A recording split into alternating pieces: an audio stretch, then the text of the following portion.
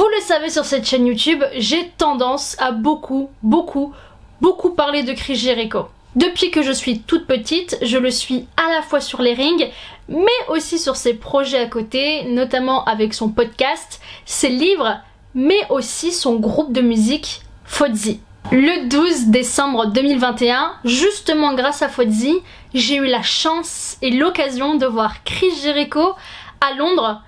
Mais alors croyez-moi, c'était très compliqué, voire mission impossible. Je vous emmène avec moi pour vous raconter ce périple londonien.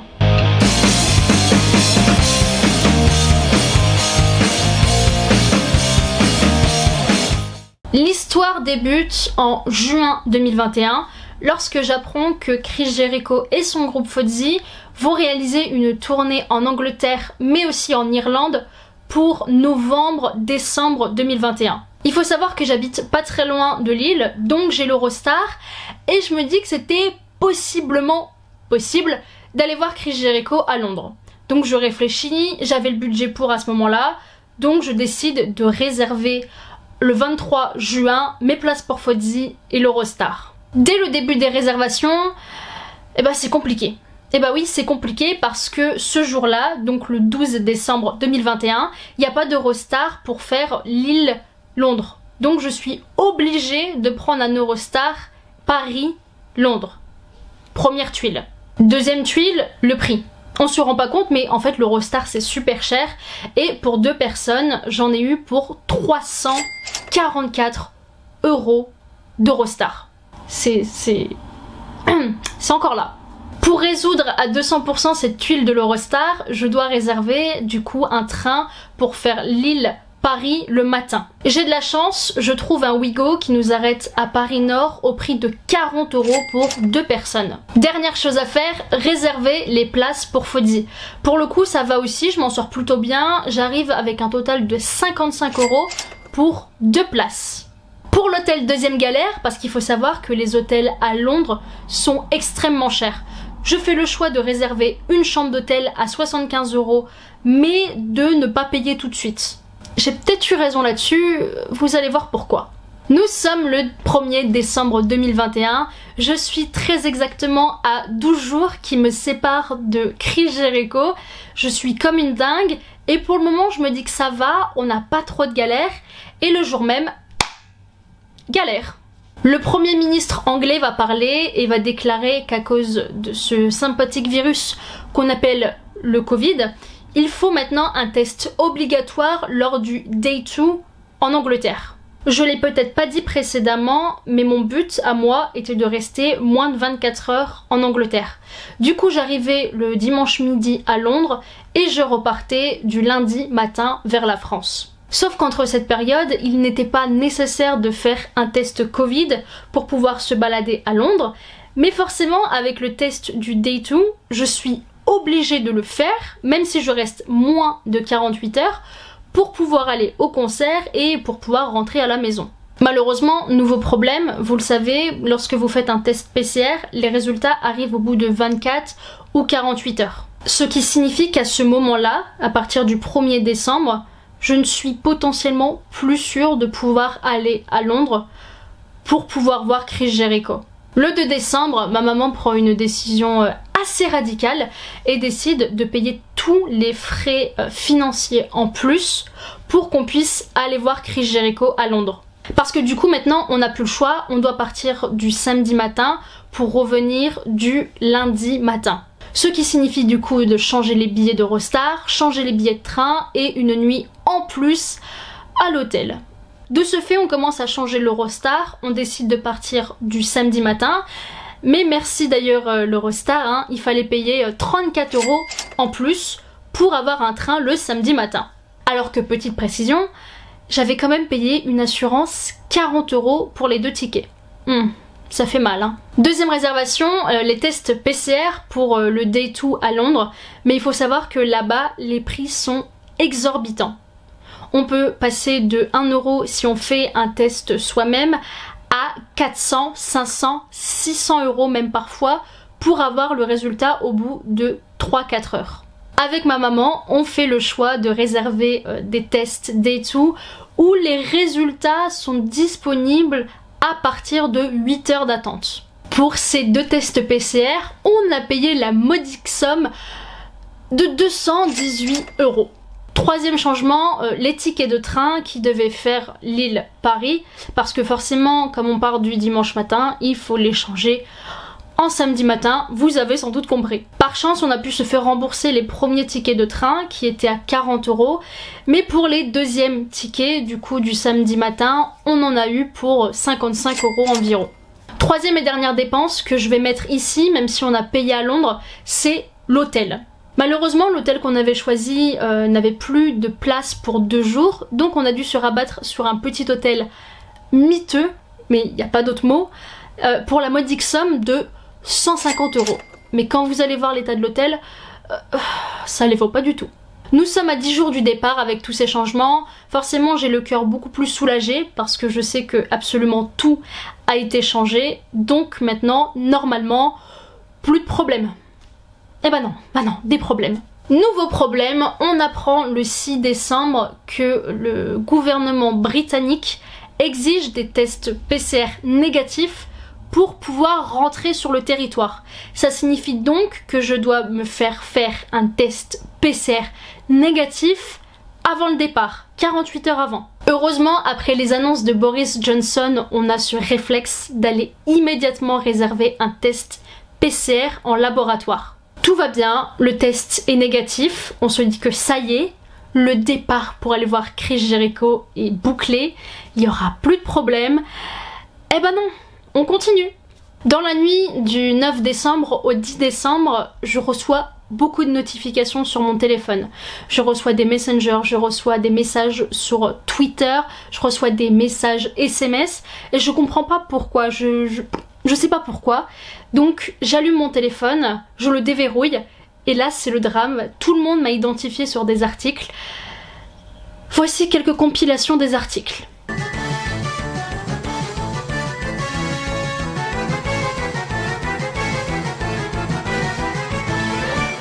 C'est fun! Vous l'avez vu, vous l'avez compris, dans la nuit du 9 au 10, Chris Jericho a été hospitalisé à l'hôpital en Angleterre. Et là je me dis que bah, c'est fini, hein. On va annuler le voyage à Londres. Chris Jericho ne pourra pas faire le concert. Surtout que Fozzy avait communiqué sur le fait que Chris Jericho ne pouvait pas assurer le concert prévu du vendredi soir. Je vous avoue qu'à ce moment précis, eh ben, je remets toute ma vie en question. Toute mon existence. Mais je ne désespère pas, je me dis que c'est sans doute pas très grave. En même temps, c'est écrit hospitalisation, urgence. Je me dis encore, il y a peut-être possibilité, il est solide, oui, il est solide. Le vendredi 10 décembre, donc la veille du départ, Fozzy publie un nouveau communiqué où le groupe annonce l'annulation de la date du samedi soir, donc du 11 décembre. Et là je vous avoue que je commence sérieusement à flipper pour la date du 12 décembre, qui était en plus la dernière date de la tournée, qui était ma date. Je venais pour cette date-là. Avec ma mère, on prend quand même la décision de partir le 11 décembre au matin à Londres, mais je vous avoue que j'ai un seum incroyable dans l'Eurostar, parce qu'en fait je sais même pas si je vais voir Chris Jericho. Je suis en route pour Londres et je ne sais même pas si le concert du lendemain est maintenu ou non. L'arrivée à Londres a été très compliquée, on a beaucoup marché dans la journée, je vais pas forcément vous décrire parce que c'est pas très intéressant. Enfin on a marché 20 km hein, pour ceux que ça intéresse. Mais en soi on n'a rien fait de spécial, on s'est posé dans un hôtel par contre miteux, comme j'ai dit au début, et miteux, je pèse mes mots. Lorsqu'on rentre dans la première chambre, on a la joyeuse surprise, non, de découvrir que il n'y a pas de fenêtre dans la chambre, que les toilettes coulent et que le lit est horrible et pas du tout confortable. Heureusement, la dame de l'hôtel est très sympathique et va nous changer de chambre. Elle est mieux, vraiment plus grande. On n'a juste pas d'eau chaude, hein. On peut pas tout avoir dans la vie, hein.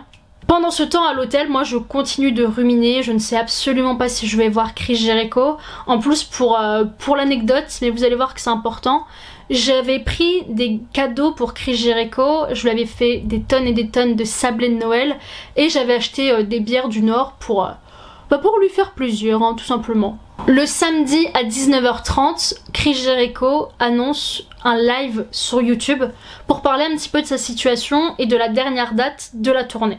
Je crois que je n'ai jamais été aussi contente de le voir parce que lors de ce live, Chris Jericho va annoncer qu'il peut pas chanter. En effet, les médecins ont interdit à Chris Jericho de chanter. En revanche, il est toujours possible de faire un show avec le public. Dans son live, Chris Jericho explique que ça va être un show réservé aux fans et rien que pour les fans, et que dans la première partie, on allait pouvoir écouter l'album Boombox de Fozzy en avant-première, parce que cet album-là sort en avril 2022, que dans un deuxième temps, on allait pouvoir faire des questions-réponses avec le groupe, et dans un troisième et dernier temps, tous les musiciens allaient pouvoir interpréter de musique en live. Vous n'imaginez même pas le bonheur que c'est dans ma tête à ce moment-là. Je le sais, c'est officiel. Après toutes les galères, je vais voir Chris Jericho à Londres. La journée du 12 décembre n'est absolument pas intéressante. Vraiment, rien. On va même se coucher pendant 2 heures dans la journée, histoire de prendre un petit peu de force pour le concert du soir. On part de l'hôtel à 17h, sachant qu'on avait une petite demi-heure de route de l'hôtel à la salle. Donc on arrive devant la salle autour de 17h30-35. Dans la queue, il y a énormément de monde et beaucoup de t-shirts de catch. Ça, c'est quelque chose qu'on remarque immédiatement. Beaucoup de t-shirts de la WWE, beaucoup de t-shirts de la AEW. Enfin vraiment, on sait qu'on va voir Chris Jericho, on est sûr. Je vous avais dit tout à l'heure que j'étais venue à Londres avec des sablés et des bières pour Chris Jericho. Donc je les prends forcément avec moi au concert et voilà, je me dis qu'à la fin du concert, je vais potentiellement voir Chris Jericho. Pour entrer dans la salle de concert, c'est un petit peu pareil que comme en France, lorsque vous entrez dans une salle ou dans un stade, on vous demande d'ouvrir vos sacs et de dire si vous avez éventuellement de la nourriture ou si vous avez de l'alcool. Je tombe sur des vigiles extrêmement sympathiques à qui j'explique que bah voilà, je viens de France et je ramène tout ça pour Chris Jericho et pour le groupe. Et je précise bien aux vigiles que je souhaite donner ces cadeaux après le concert. Donc dans l'optique de pouvoir les rencontrer. Il y a une dame extrêmement sympathique qui me dit bah attendez, je vais prendre les bières et je vais prendre les gâteaux, je vais les mettre dans mon bureau et dès que le concert sera fini, vous allez pouvoir prendre vos cadeaux et pouvoir les donner au groupe à la fin en attendant dehors. Il est 21h à Londres, je suis comme une dingue parce que pendant 2 heures, bah, j'ai Chris Jericho devant moi. Si un jour vous avez l'occasion de pouvoir aller voir Fozzy, franchement n'hésitez pas parce que bah, c'est un groupe incroyable. Après ce n'est que mon avis, est-ce que je suis objective? Je sais pas. Mais vraiment c'est un super groupe, tous les musiciens sont hyper talentueux et puis Chris Jericho sur scène, même malade et même ne pouvant pas chanter, bah il est à fond tout le temps. Il est 23h15, je ressors avec un sourire incroyable, une énergie folle. Je descends directement pour aller chercher mes cadeaux pour Chris Jericho. Donc je vais forcément retomber sur cette petite dame sympathique au début. Et je lui dis, bah voilà, est-ce que vous savez où les artistes passent pour sortir? J'ai vraiment ces 2 cadeaux à donner. Même si je le vois que 5 secondes, il n'y a pas de souci. Tant que c'est donné en main propre, pas de problème. Et là, cette dame qui avait les cheveux colorés, je m'en souviens très bien, m'a dit mais non, en fait, si vous vouliez rencontrer Chris Jericho, bah fallait payer 200 $ avant. Il faut savoir que le groupe propose 2 formats de places. Les places VIP, que vous allez payer 200 €, où vous allez pouvoir prendre une photo avec le groupe, les rencontrer, faire signer du merchandising, et bah, la place normale où vous venez juste pour le concert et vous repartez. Il faut savoir que cette dame s'est présentée comme étant une manageuse, donc avec cette présentation là, je lui ai dit écoutez madame, est-ce que c'est possible que du coup vous donniez mes cadeaux à Chris Jericho en main propre, si vous pouvez le voir rapidement. Et elle me dit oui non mais pas de souci, écrivez un petit mot sur un papier, comme ça bah, Chris Jericho aura vos cadeaux et vous pouvez rajouter votre compte Instagram, votre compte Twitter pour qu'il puisse éventuellement vous recontacter. Nous sommes actuellement mi-janvier et je n'ai absolument pas de nouvelles. Je ne sais même pas si ces cadeaux ont été donnés ou non. Je ne sais même pas si cette femme était une manageuse de Fozzy, une manageuse de la salle. Donc en gros, je sais pas rien du tout. Je décide de remonter avec ma maman au merchandising, parce qu'il faut savoir qu'il y avait un merchandising mais qui a été pris d'assaut dès le début de la soirée et moi j'ai préféré du coup trouver une petite place au premier rang plutôt que de passer des heures et des heures devant le merchandising. Donc on y retourne à la fin du concert et je tombe au merchandising sur un garçon qui est extrêmement sympathique, qui est norvégien, mais il savait super bien parler français.